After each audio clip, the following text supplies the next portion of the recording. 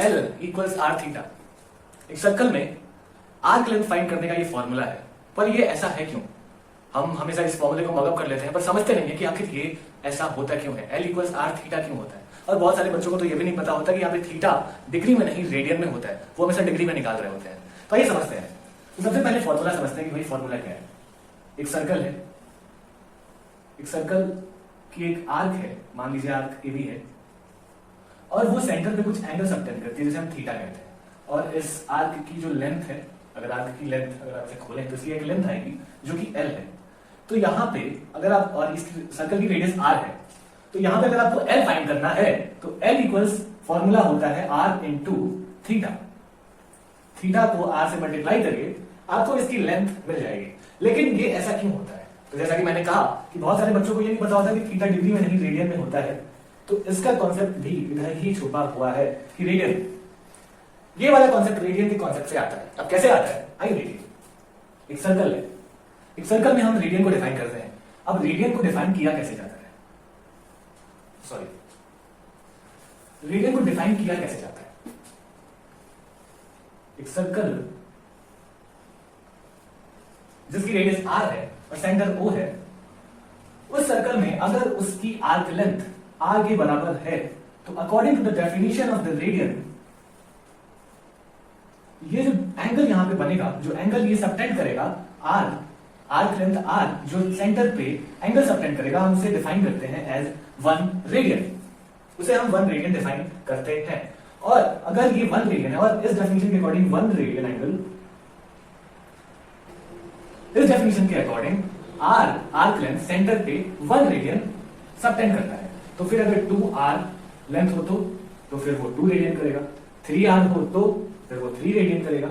इस तरीके से अगर मान लीजिए वो XR हो तो X रेडियन करेगा।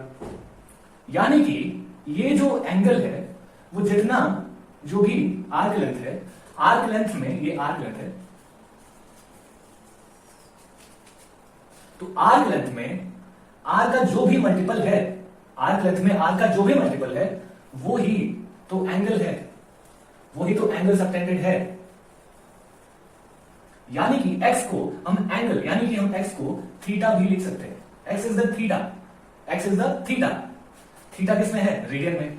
तो इस तरीके से हम ये कहते हैं कि अगर मान लीजिए 1 रेडियस, यानी कि अगर r आर्क लेंथ 1 रेडियन कर रहा है, 2R 2 रेडियन सबटेंड कर रहा है, 3R 3 रेडियन सबटेंड कर रहा है, तो अगर आर्क लेंथ मान लीजिए अगर L है और हमको पता है कि आर्क लेंथ में रेडियस का जो भी मल्टीपल है वो क्या है? वो एंगल ही तो है। इस तरीके से हमने कहा कि जो फॉर्मूला है इस सर्कल में आर्क लेंथ फाइंड करने का वो होता है L equals to R theta. अब इसका एक और फॉर्म कह सकते हो कि theta equals to R L by R। तो ये एनालॉजी है देखने की कि हाँ इस तरीके से ये फॉर्मूला डिराइव होता है। अगर आप इस तरीके से इस फॉर्मूले को समझते हो तो आप इसके न्यूमेरिकल्स में कभी गलती नहीं करोगे और आप कभी ये रेडियन की जगह एंगल डिग्री नहीं डालोगे, क्योंकि ये पूरा फॉर्मूला रेडियन के ही कॉन्सेप्ट पर बेस्ड है। अब ये अगर आपको कॉन्सेप्ट समझ में आता है तो आपको एक और कॉन्सेप्ट समझ में आएगा, मैं होप करता हूं कि आपको समझ में आए। वो कॉन्सेप्ट है सॉलिड एंगल का। सबसे पहले हम एंगल की बात करते हैं। एंगल 2 टाइप के होते हैं। पहला होता है प्लेन एंगल और दूसरा होता है सॉलिड एंगल। अब जो प्लेन एंगल है वो 2 डायमेंशनल होता है और जो सॉलिड एंगल है वो 3 डायमेंशनल होता है। अब जो 2 डायमेंशनल एंगल है यानी कि प्लेन एंगल है, उसको मेजर करने के 2 तरीके होते हैं। एक तरीका होता है डिग्री, जो कि फिगर के ऊपर बेस्ड होता है। अगर आपके पास में प्रोटेक्टर है तो प्रोटेक्टर में जो फिगर्स बने रहते हैं, आप उन फिगर्स से एंगल को मैच करते हो और फिर बताते हो कि इसका एंगल इतनी डिग्री है, तो ये फिगर के ऊपर बेस्ड होता है। और एक और तरीका होता है फाइंड करने का, रेडियन। तो 2 डायमेंशनल एंगल को फाइंड करने के 2 तरीके होते हैं, डिग्री और रेडियन। वैसे ही 3 डायमेंशनल एंगल को फाइंड करने के लिए हम स्टेरेडियन का यूज करते हैं, स्टेरेडियन। अब जरा ये देखते हैं कि स्टेरेडियन क्या होता है और सॉलिड एंगल क्या होता है। हमें ये तो समझ में आता है कि प्लेन एंगल क्या होता है, हमने ये भी देखा कि प्लेन एंगल में जो फॉर्मूला होता है वो होता है L equals to R into theta. तो हम जरा ये समझते हैं कि स्टेरेडियन में क्या होता है। देखिए सबसे पहले हम सॉलिड एंगल को समझते हैं। सॉलिड देखिए जो प्लेन एंगल में सर्कल में डिफाइन होता है, लेकिन सॉलिड एंगल हमेशा एक स्फीयर में डिफाइन होता है। ये एक स्फीयर है जिसका ये कुछ सरफेस एरिया है और ये सरफेस एरिया सेंटर पे कुछ एंगल सबटेंड करता है। ये इस एंगल इसके जैसा नहीं होता, ये एंगल 2 डायमेंशनल एंगल नहीं होता, ये 3 डायमेंशनल एंगल होता है। जैसे अगर आपने अगर एक कोन देखा हो, आपने जो आइसक्रीम खाते हैं अगर आपने उसमें कोन देखा हो, जो नीचे पूरी जगह होती है, ये 3 डायमेंशनल स्पेस है, ये 3 डायमेंशनल स्पेस है। सॉलिड एंगल कहा किसे जाता है? सॉलिड एंगल एक 3D स्पेस को कहा जाता है, एक 3D स्पेस को कहा जाता है।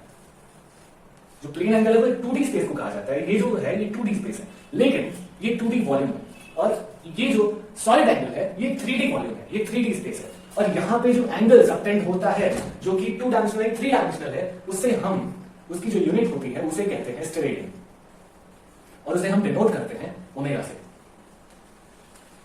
उसे हम डिनोट करते हैं ओमेगा से, और उसकी जो यूनिट होती है वो होती है स्टेरेडियन।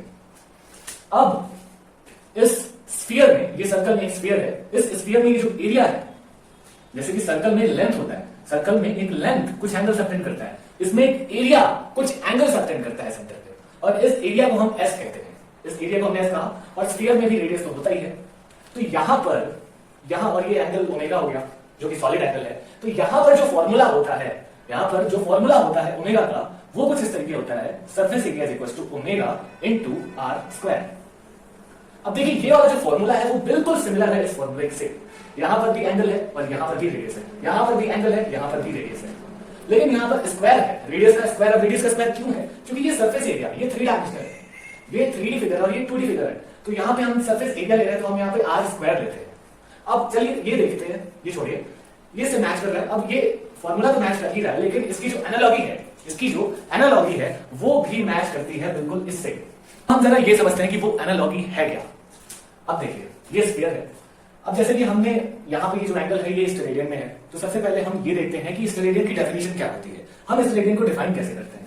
अब एक सर्कल है, ये एक स्फीयर है, इस स्फीयर में एक सरफेस एरिया जिसका एरिया आर स्क्वायर है, यहाँ पे जो एस है वो अगर आर स्क्वायर के बराबर है, तो वो सेंटर पे जो एंगल, जो सॉलिड एंगल सबटेंड करता है, उसे हम कहते हैं 1 STR, यानी कि 1 स्टेरेडियन। यहां पे S जो है वो R स्क्वायर के बराबर है यहां पे, तो अब बिल्कुल ये सिमिलर हो गया। ये देखिए 1 STR अगर R स्क्वायर है, वो अगर 1 स्टेरेडियन करता है तो 2R स्क्वायर 2 STR करेगा, 2 स्टेरेडियन, 3R स्क्वायर 3 स्टेरेडियन करेगा। इस तरीके से XR स्क्वायर X स्टेरेडियन करेगा। तो हम यहां पर देख सकते, तो अब ये चीज हम यहां पर देख सकते हैं कि यहां पे जो सरफेस एरिया है वो एक्स आर स्क्वायर के बराबर हो रहा है, जो सरफेस एरिया है वो एक्स आर स्क्वायर के बराबर हो रहा है, और यहां पे एक्स क्या है? एक्स और कुछ नहीं है, सिर्फ एंगल है, एंगल यानी कि ओमेगा है। तो इस तरीके से हम ये लिख सकते हैं कि S is equals to omega into R square, और इस तरीके से कुछ ये फॉर्मूला आता है, और हम इस तरीके से इस फॉर्मूले की एनालॉजी को समझ सकते हैं। So that's it for this video, और अगर आपको ऐसी वीडियोस और देखनी है तो प्लीज इस चैनल को सब्सक्राइब करिए, ताकि आप फर्दर जो भी नोटिफिकेशंस है वो आपको पता चलती रहे। And thank you so much for watching this video, और अगर आई होप कि आपको ये सॉलिड एंगल और प्लेन एंगल का जो कॉन्सेप्ट है वो समझ में आया। Thank you so much.